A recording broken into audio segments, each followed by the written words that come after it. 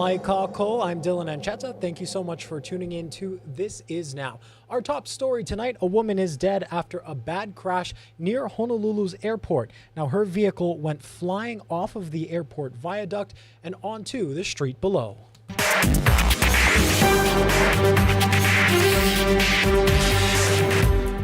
It happened just after 10 last night. Police believe the 57-year-old was speeding when she crashed into a concrete guardrail. Her vehicle went over and fell down onto Aulele Street.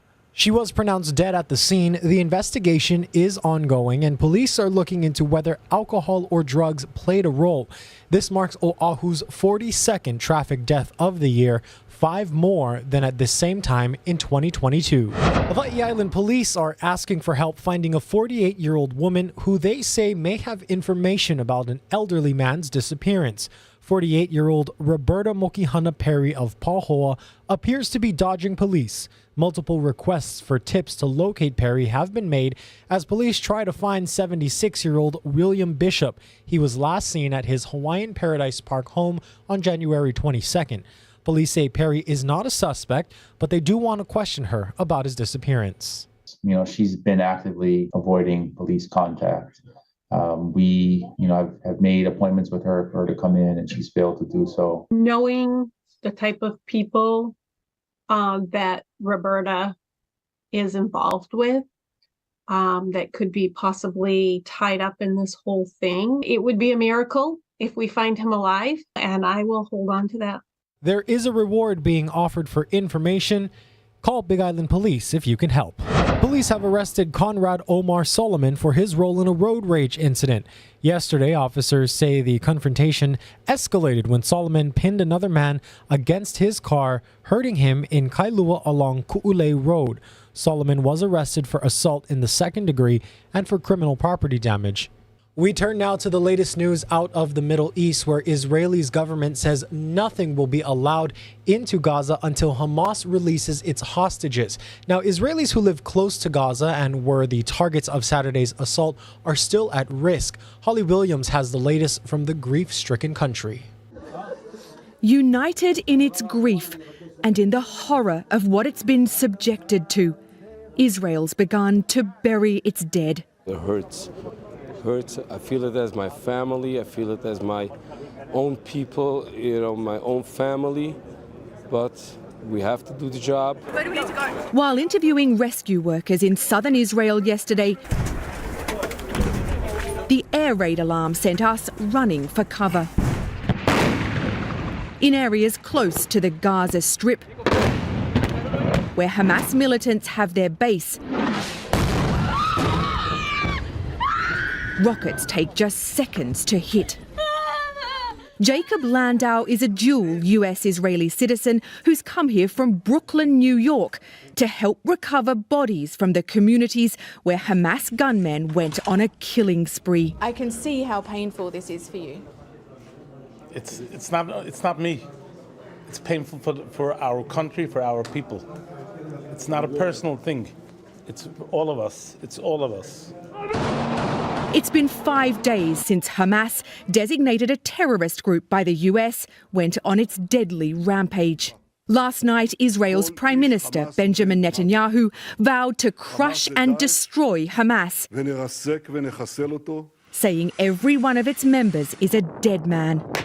This is backfiring on Hamas in a big way because for years, the Israeli politicians have said we're going to go into Gaza and wipe out Hamas. And it was a slogan. It was never serious. Now it's serious. Gershon Baskin is an Israeli hostage negotiator who dealt directly with Hamas to help secure the release of a captured Israeli soldier, Gilad Shalit, in 2011. Now Hamas says it has over 100 hostages, including children, and amongst them are Americans. Hamas has threatened to kill those hostages, to kill one of them every time Israel bombs Palestinian civilians without warning. Do you believe them? I think that it's entirely possible. Israel is facing a painful conundrum because it's difficult to see how, on the one hand, it'll be able to punish Hamas militarily, and on the other hand, bring all of those hostages home alive. Holly Williams, CBS News, Netivot in southern Israel. Well, the risk of war is spreading beyond Gaza as tensions rise along Israel's northern border with Lebanon. That's where we find CBS's Imtiaz Tayeb.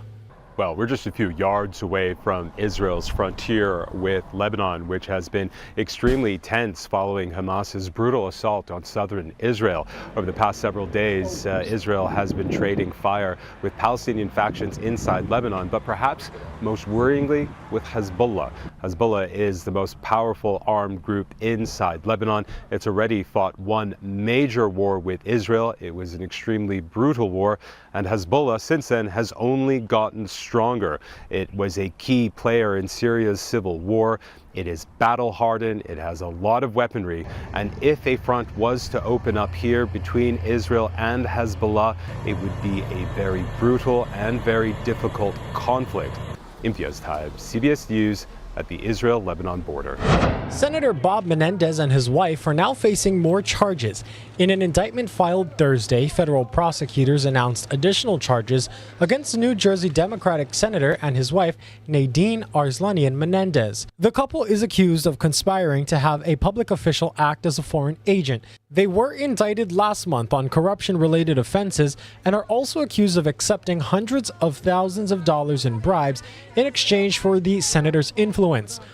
Prosecutors had alleged the bribes included gold bars, cash, home mortgage payments, compensation for a low or no-show job, and a luxury vehicle. Both Menendez and his wife have pleaded not guilty. House Republicans are having more meetings today to try and settle on one House Speaker candidate. With GOP lawmakers withholding their support, Majority Leader Steve Scalise is short at least 10 of the votes he needs to become the next Speaker. Natalie Brand has more from Washington, D.C. House Republicans pick for Speaker Steve Scalise is meeting with members and trying to firm up the support he'll need to get elected on the House floor. We get everybody in a room together, not individual meetings. I'm not cutting any deals.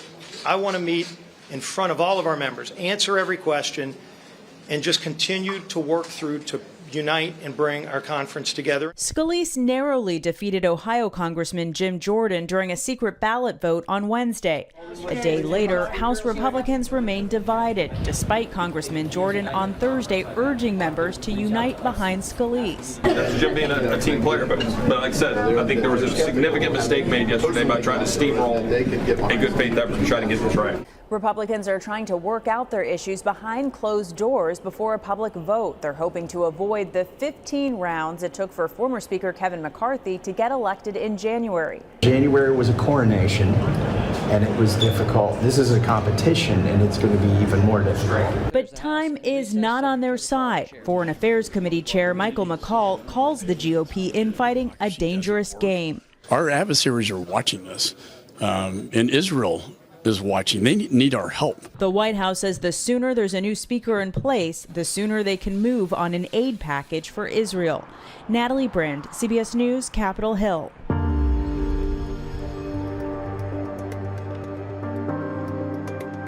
We go now to Maui, where a retired Maui fire commander is defending the leaders who were in charge on August 8th. He says there's nothing they could have done to change the outcome. Our Chelsea Davis has this story. It's hard to describe how strong this wind was, how fierce this fire was in Lahaina on August 8th. The videos don't do it justice. It's something no one in our lifetimes had ever experienced before. I have no idea what that even looks like. But retired Maui Fire Department Battalion Chief Amos Lono Kailua Hewitt came close in 2018. He was the incident commander that day. Wind-whipped flames by former Hurricane Lane scorched 22 homes and severely burned a woman. But no lives were lost, and the town of Lahaina was saved. In 2018, I was this close numerous times in the evening to losing it all. Many compared the 2018 fire to the 2023 fire, but this commander with 25 years of service to his community says the two have very little in common. For example, the timeline. The Lane fire broke out around 1 a.m. The 2023 Dora fire first started around 6:40 a.m. and about 3 hours later it was declared 100% contained, but reignited later that afternoon. The landscape is hot. All of the fuels are preheated. including the structures, which makes it readily ignitable.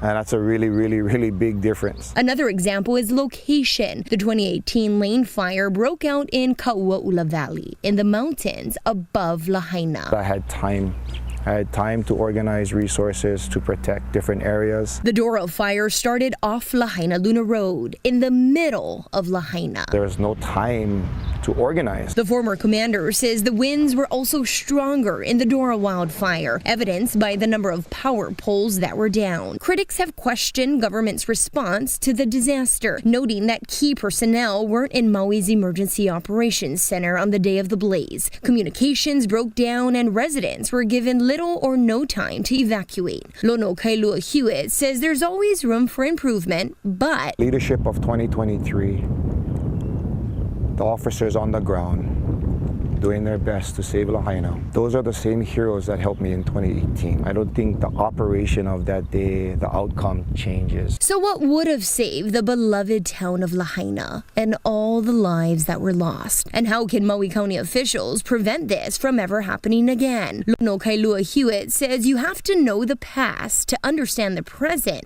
and to change the future. The Kaua'ula winds comes to my mind. Literature tells us the Kaua'ula wind is famous for its power, clocked at 120 miles an hour, coming from Eel Valley down Kaua'ula Valley, knowing to tear down everything in its path. So what has prevented a firestorm like this from happening in the past?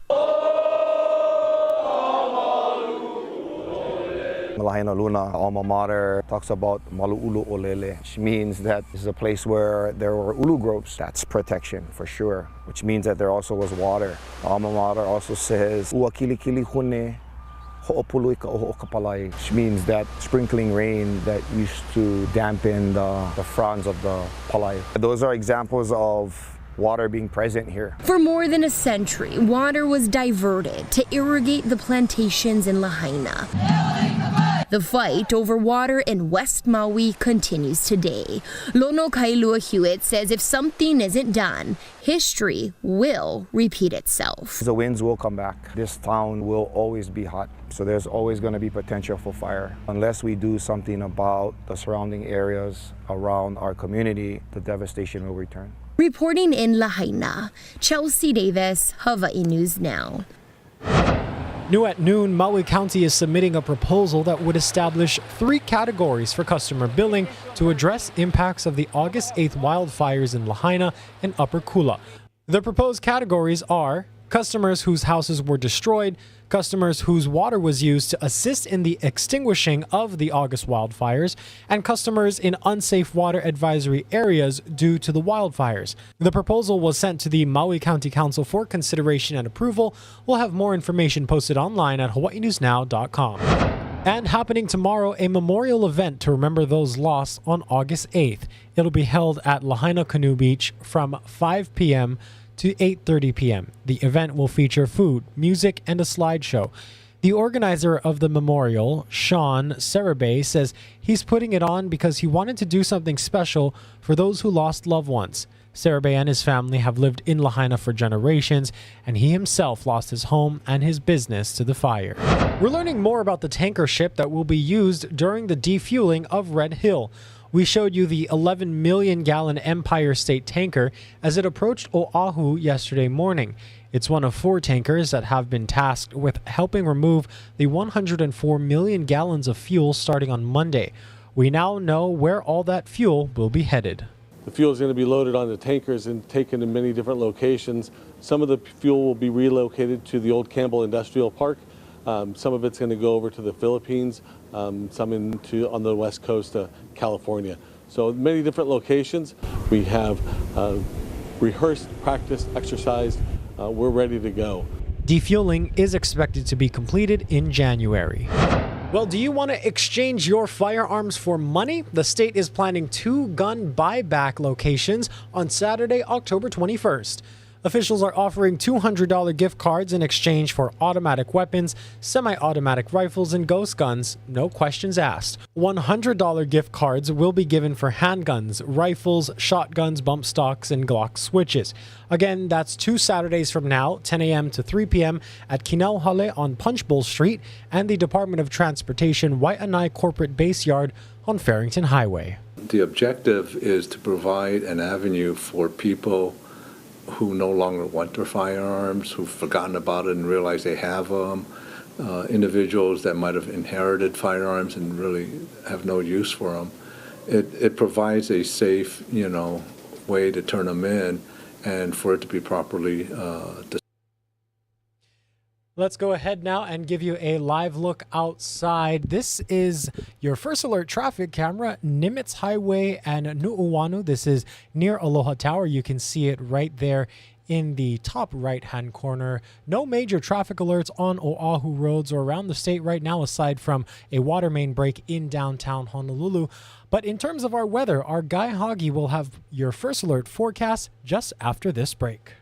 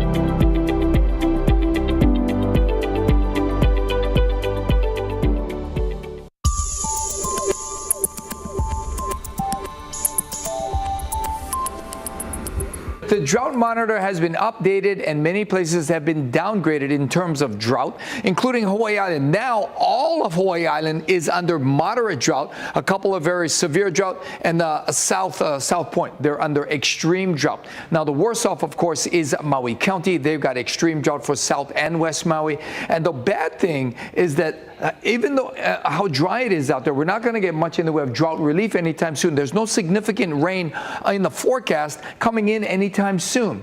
Today, at least we have the trade wind, so it's not going to feel that humid. We'll see a lot of sunshine. Those skies will be mostly sunny. Although we could see some afternoon cloud buildups, especially when the winds start to lighten up. Tomorrow, variable winds take over. It's going to be stickier from tomorrow all the way through Tuesday. And there's a chance for afternoon pop-up showers during this time frame when the winds drop off. But even those showers aren't expected to be abundant. We're going to see just a few spotty showers out there, and hopefully we get some downpours out of it. But for the most part, for the next 7 days, rainfall will be sparse with lots and lots of sunshine. Thank you so much for that forecast, Guy. Well, a new report shows inflation remains high, but prices for some items are improving. Bradley Blackburn breaks down the numbers. Price hikes at the grocery store are getting closer to historically normal levels, up just 2.4% last month. But rent prices remain a problem, with rates going up more than 7%. Overall, inflation rose 3.7% in September, a big drop from last year's peak, but still above the 2% target regulators want to see. I think when we look at how consumers are managing their personal finances here, it's still a juggling act for many Americans. That includes senior Stephanie Raha. Certainly go to restaurants, coffee shops. The prices are just stunning compared to a couple of years ago. Raha and others on Social Security will soon get more money. The cost of living adjustment is going up 3.2% starting in January. That's way down from the last benefit increase because inflation has dropped significantly in the past year. But the average recipient will still get a boost of about $50 a month. Would that be helpful to you? It would. I mean, I do have some savings, but Social Security matters a lot. Inflation has stayed above 3% since June. Now the Federal Reserve has to decide if more action is needed. The Fed has been raising interest rates to slow rising prices and previously signaled there could be another increase before the end of the year. And a cut won't come anytime soon. Whether there's one more rate hike or not between now and the end of the year, the expectation is fully that rates will remain higher for longer. The Fed will make its next decision on rates in November. Bradley Blackburn, CBS News, New York. A Montana federal judge is criticizing a contested state law that bans TikTok from all personal devices. The judge says the legislation appears driven by paternalistic views of social media users and suggests that lawmakers could have taken other steps to achieve their goals. The sharp criticism of Montana's legislature and attorney general comes as TikTok and content creators on the platform sought a ruling to temporarily block the law. The legal battle is being closely watched as it could impact the app's future in the U.S. Dozens of states and the U.S. government have banned the app on official devices but have not blocked them on private devices. TikTok declined to comment on the hearing. Montana was the first state to authorize a complete ban on TikTok when lawmakers passed a bill in April and Governor Greg Gianforte signed it in May. Well, we all know the pain of going to check out and the price is actually higher than what we thought it was. That's because of those hidden fees. And now the Federal Trade Commission is taking steps to put an end to that. Gloria Pazmino explains the proposed changes and what they could mean for you as a shopper. It's just about fairness. It's just about simple fairness. President Joe Biden unveiling a proposed rule from the FTC banning businesses from charging hidden or misleading fees. These junk fees can add up hundreds of dollars, weighing down family budgets, making it harder to pay family bills.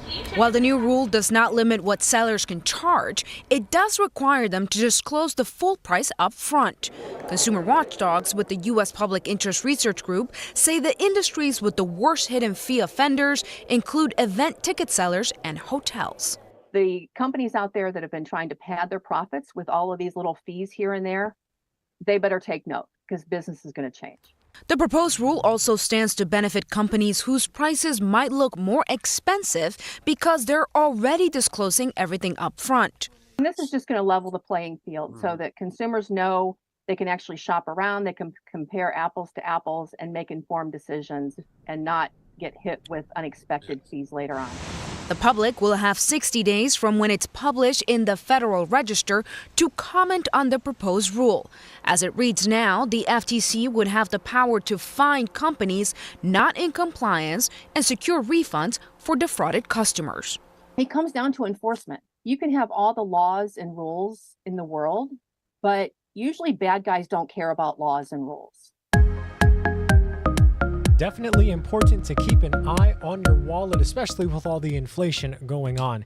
It's time to end today with some good news now. And for today's Good News Now section, let's take you to Japan. Take a look at this. Harvesting is underway in a rice field in Japan that depicts national figure skating hero Hanyu. Farmers harvested the rice last week, which also featured an image of ancient regional warlord Date Masamune. Residents of Kakuda in the Miyagi Prefecture used 9 types of rice to draw the figures earlier this year. Absolutely amazing stuff there. More than 30,000 people from Japan and abroad have visited the rice field. Now, the harvested rice plant will be used to make wreaths that will be given to people who visit the rice field next year. and those involved in creating the rice field art plan to make local craft beer using the rice itself. Now, Hanyu is from the Miyagi Prefecture, capital of Sendai, while Date founded the Sendai domain around the year 1600. Absolutely intricate artwork there. Totally beautiful. I just love all things Japan. I also want to end today with another cute video. I mean, just how adorable is this? Look at this. Penguins. Absolutely cute. Penguins enjoyed a fun Halloween-themed day at the Milwaukee Zoo. Now, zookeepers say it's fun to show the penguins that they can just have fun and show their natural behaviors there. They got the jack-o'-lantern with the bubbles going. So cute. Thanks, Milwaukee Zoo, for this video. Let's go ahead and end today with another live look outside. This is the H1 and Ka'ahumanu looking eastbound. Traffic is flowing nice on this beautiful Aloha Thursday. Thank you all so much for watching. I'm Dylan Ancheta. Have a great day.